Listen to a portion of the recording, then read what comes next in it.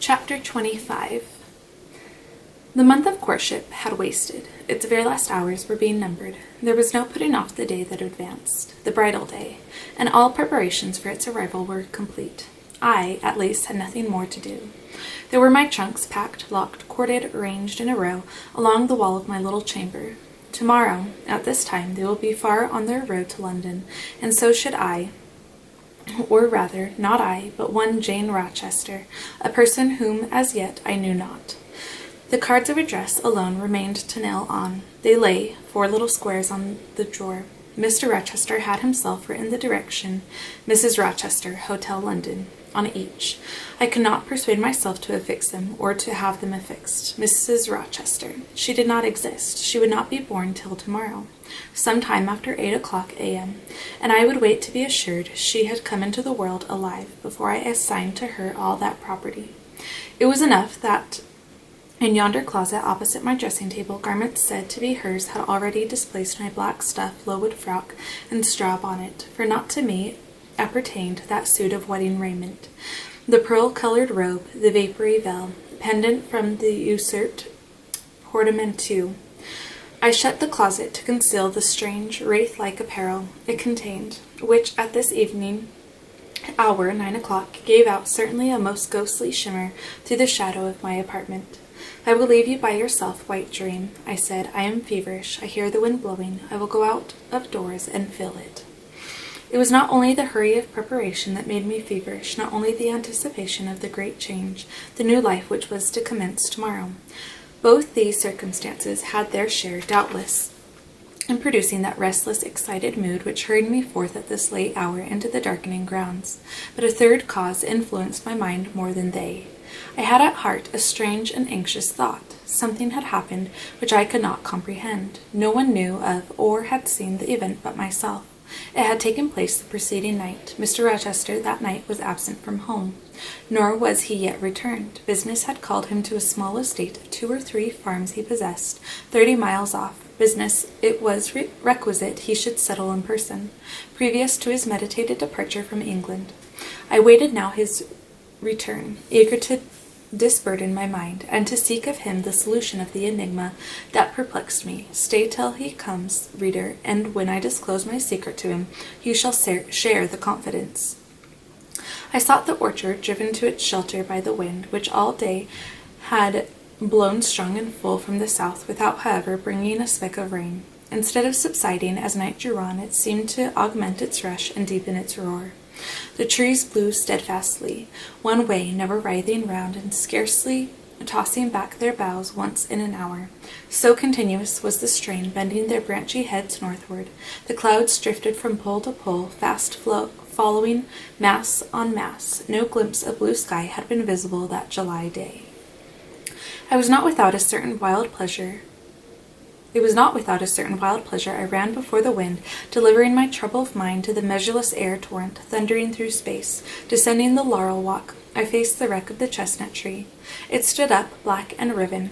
The trunk, split down the center, gasped ghastly. The cloven halves were not broken from each other, for the firm base and strong roots kept them unsundered below. Though community of vitality was destroyed. The sap could flow no more. Their great boughs on each side were dead, and next winter's tempests would be sure to fell one or both to earth. As yet, however, they might be said to form one tree, a ruin, but an entire ruin.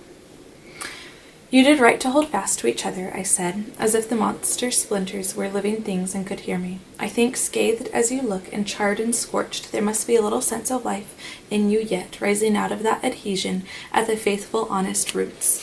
You will never have green leaves more, never more see birds making nests and singing idyls in your boughs. The time of pleasure and love is over with you, but you are not desolate. Each of you has a comrade to sympathize with him in his decay." As I looked up at them, the moon appeared momentarily in that part of the sky which filled their fissure.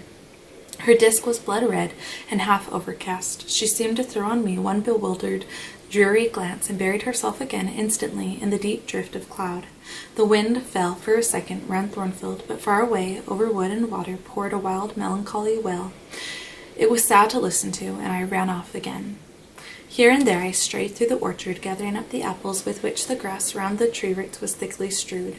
Then I employed myself in dividing the ripe from the unripe. I carried them into the house and put them away in the storeroom.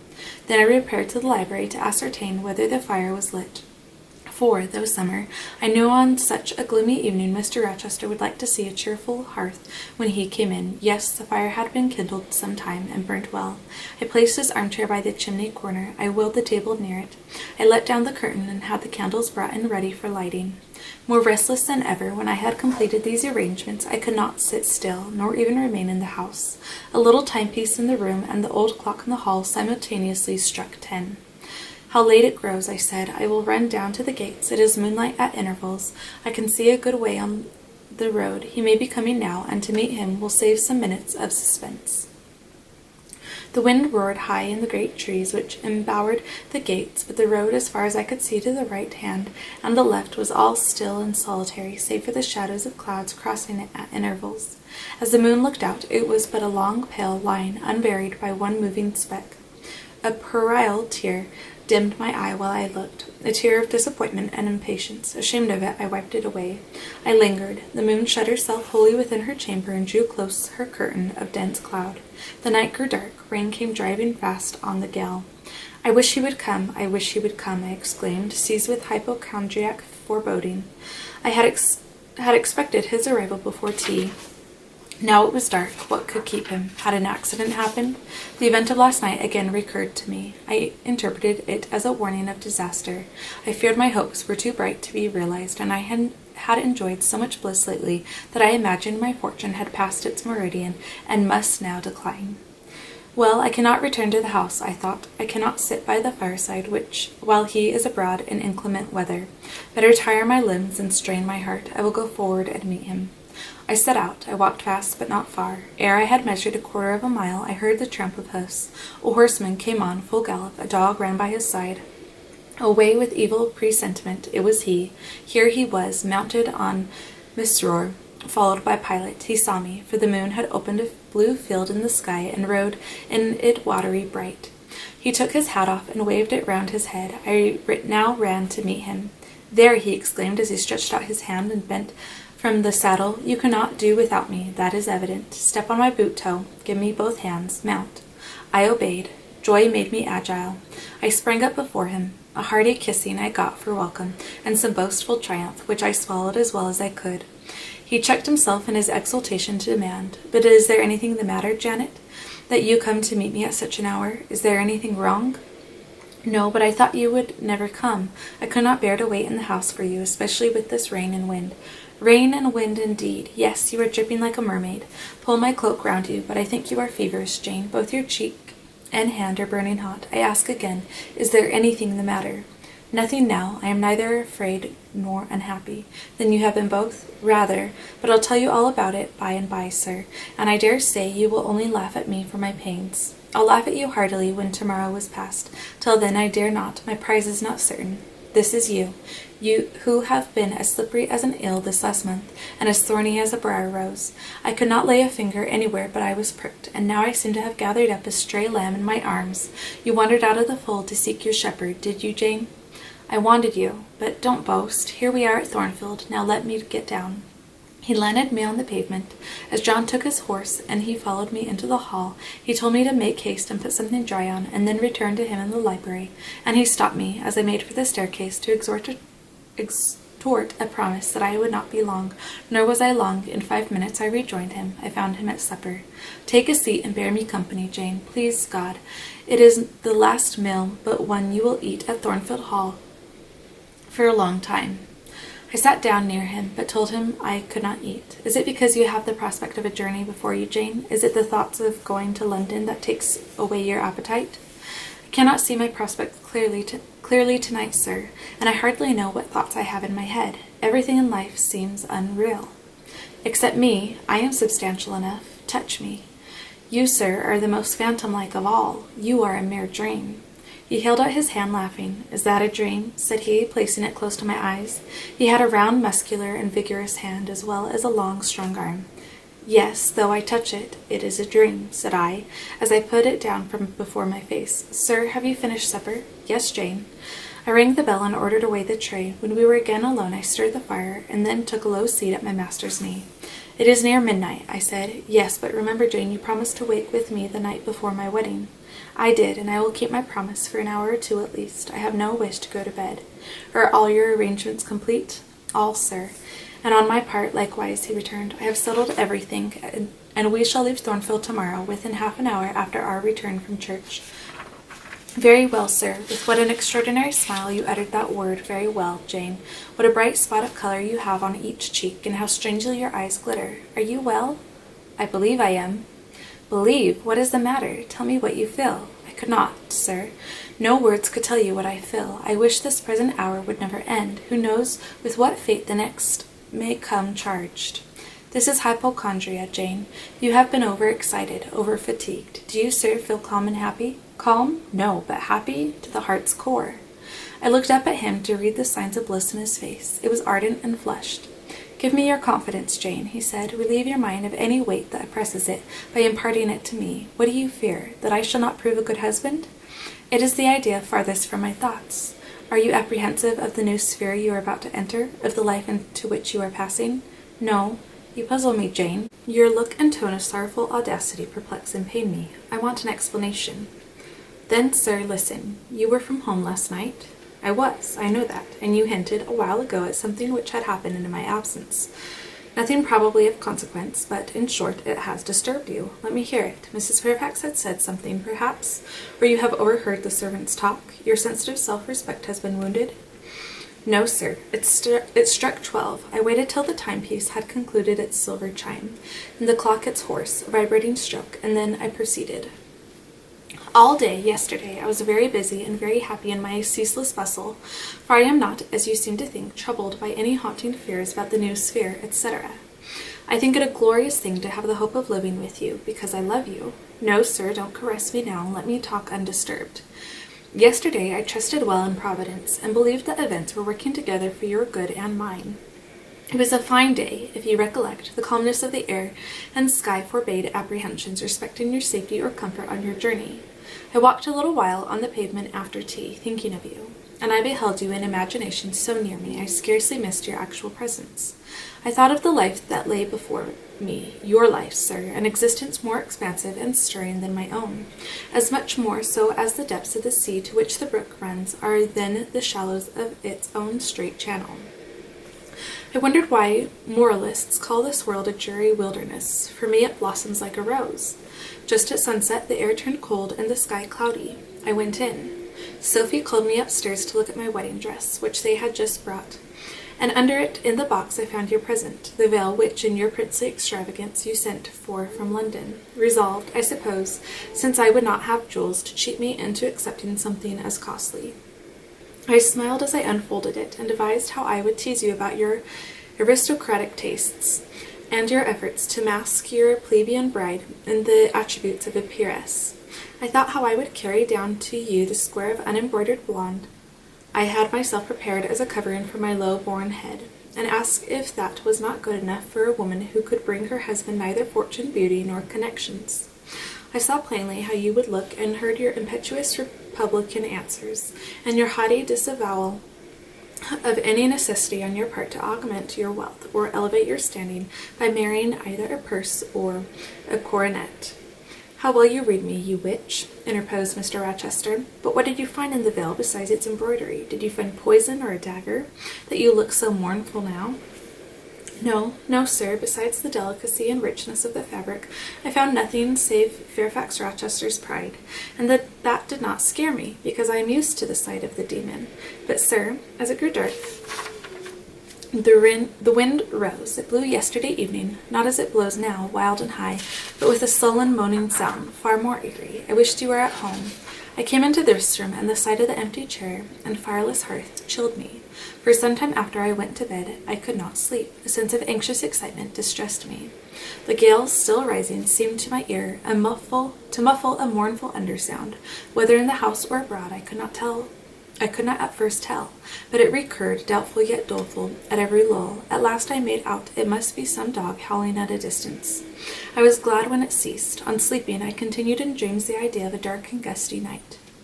I continued also the wish to be with you, and experienced a strange, regretful consciousness of some barrier dividing us. During all my first sleep, I was following the windings of an unknown road. Total obscurity environed me. Rain pelted me. I was burdened with the charge of a little child, a very small creature, too young and feeble to walk, and which shivered in my cold arms and wailed piteously in my ear. I thought, sir, that you were on the road a long way before me, and I strained every nerve to overtake you, and made effort on effort to utter your name and entreat you to stop. But my movements were fettered, and my voice still died away, inarticulate, while you, I felt, withdrew farther and farther every moment. And these dreams weigh on your spirits now, Jane? When I am close to you, little nervous subject, forget visionary woe, and think only of real happiness. You say you love me, Janet. Yes, I will not forget that, and you cannot deny it. Those words did not die inarticulate on your lips. I heard them clear and soft. I thought too solemn, perhaps, but sweet as music. I think it is a glorious thing to have the hope of living with you, Edward, because I love you. Do you love me, Jane? Repeat it. I do, sir, I do, with my whole heart. Well, he said after some minutes' silence, it is strange, but that sentence has penetrated my breast painfully. Why? I think because you said it with such an earnest religious energy, and because your upward gaze at me now is the very sublime of faith, truth, and devotion. It is too much as if some spirit were near me. Look wicked, Jane, as you know well how to look. Coin one of your wild, sly, provoking smiles. Tell me you hate me, tease me, vex me. Do anything but move me. I would rather be incensed than saddened. I will tease you and vex you to your heart's content when I have finished my tale, but hear me to the end. I thought, Jane, you had told me all. I thought I had found the source of your melancholy in a dream. I shook my head. What? Is there more? But I will not believe it to be anything important. I warn you of incredulity beforehand. Go on. The disquietude of his air, the somewhat apprehensive impatience of his manner surprised me, but I proceeded. I dreamt another dream, sir, that Thornfield Hall was a dreary ruin, the retreat of bats and owls. I thought that of all the stately front nothing remained but a shell-like wall, very high and very fragile-looking. I wandered on a moonlight night through the grass-grown enclosure within. Here I stumbled over a marble hearth, and there over a fallen fragment of cornice. Wrapped up in a shawl, I still carried the unknown little child. I might not lay it down anywhere, however tired were my arms. However much its weight impeded my progress, I must retain it. I heard the gallop of a horse at a distance on the road. I was sure it was you, and you were departing for many years, and for a distant country. I climbed the thin wall with frantic, perilous haste, eager to catch one glimpse of you from the top. The stones rolled from under my feet. The ivy branches I grasped gave way. The child clung round my neck in terror, and almost strangled me. At last I gained the summit. I saw you like a speck on a white track, lessening every moment. The blast blew so strong that I could not stand. I sat down on the narrow ledge. I hushed the scared infant in my lap. You turned an angle of the road. I bent forward to take a last look. The wall crumbled. I was shaken. The child rolled from my knee. I lost my balance, fell, and woke. Now, Jane, is that all? All the preface, sir. The tale is yet to come. On awaking, a gleam dazzled my eyes. I thought, oh, it is daylight, but I was mistaken. It was only candlelight. Sophie, I supposed, had come in. There was a light on the dressing-table, and the door of the closet, where before going to bed I had hung my wedding dress and veil, stood open. I heard a rustling there. I asked Sophie, what are you doing? No one answered, but a form emerged from the closet. It took the light, held it aloft, and surveyed the garments pendant from the portmanteau. Sophie, Sophie, I again cried, and still it was silent. I had risen up in bed. I bent forward. First surprise, then bewilderment came over me, and then my blood crept cold through my veins. Mr. Rochester, this was not Sophie. It was not Leah. It was not Mrs. Fairfax. It was not, no, I was sure of it, and am still. It was not even that strange woman, Grace Poole. It must have been one of them, interrupted my master. No, sir, I solemnly assure you to the contrary. The shape standing before me had never crossed my eyes within the precincts of Thornfield Hall before. The height, the contour, were new to me. Describe it, Jane. It seemed, sir, a woman, tall and large, with thick and dark hair hanging long down her back. I know not what dress she had on. It was white and straight, but whether gown, sheet, or shroud, I cannot tell. Did you see her face? Not at first, but presently she took my veil from its place, she held it up, gazed at it long, and then she threw it over her own head and turned to the mirror. At that moment I saw the reflection of the visage and features quite distinctly in the dark oblong glass. And how were they? Fearful and ghastly to me. Oh, sir, I never saw a face like it. It was a discolored face. It was a savage face.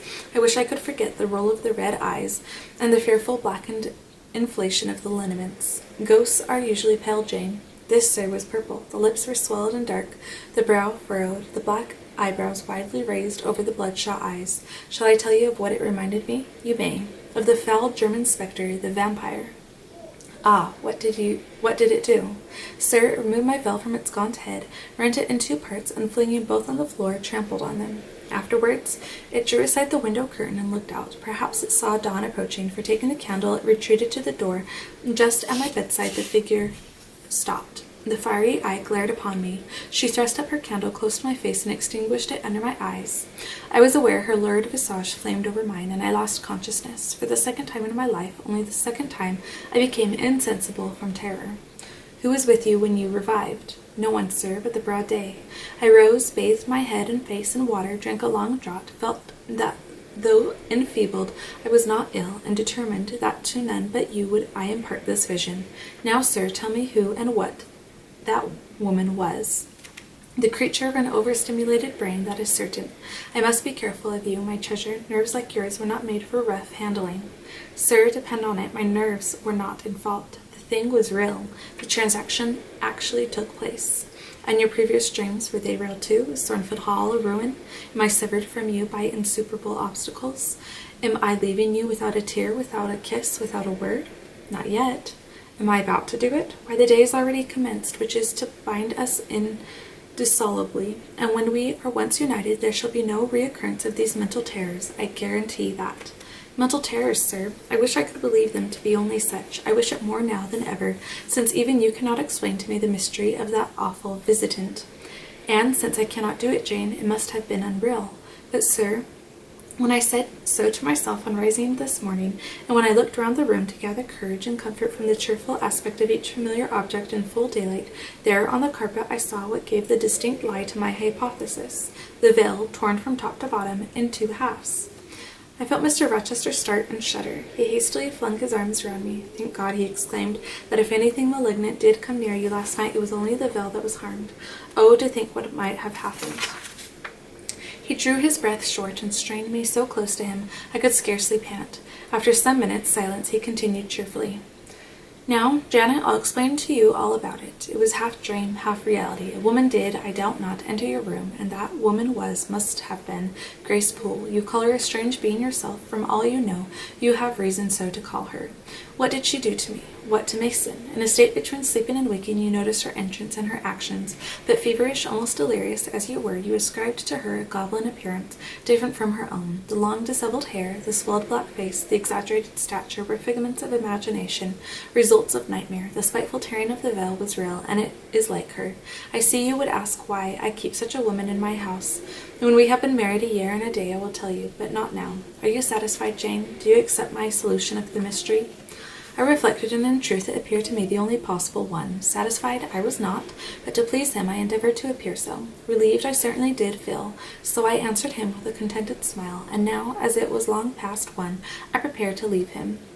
Does not Sophie sleep with Adela in the nursery? He asked as I lit my candle. Yes, sir. And there is room enough in Adele's little bed for you. You must share it with her tonight, Jane. It is no wonder that the incident you have related should make you nervous, and I would rather you did not sleep alone. Promise me to go to the nursery. I shall be very glad to do so, sir.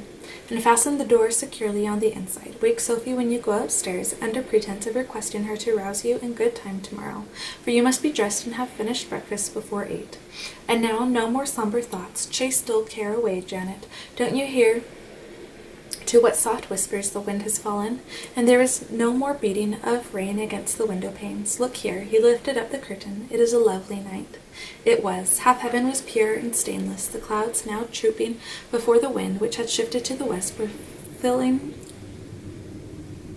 off eastward in long silvered columns. The moon shone peacefully. Well, said Mr. Rochester, gazing inquiringly into my eyes, how is my Janet now? The night is serene, sir, and so am I. And you will not dream of separation and sorrow tonight, but of happy love and blissful union? This prediction was but half fulfilled. I did not indeed dream of sorrow, but as little did I dream of joy, for I never slept at all. With little Adele in my arms, I watched the slumber of childhood, so tranquil, so passionless, so innocent, and waited for the coming day. All my life was awake and astir in my frame, and as soon as the sun rose, I rose too. I remembered Adele clung to me as I left her. I remember I kissed her as I loosened her little hands from my neck, and I cried over her with strange emotion, and quitted her because I feared my sobs would break her still sound repose. She seemed the emblem of my past life, and here I was now to array myself to meet the dread but adored type of my unknown future day.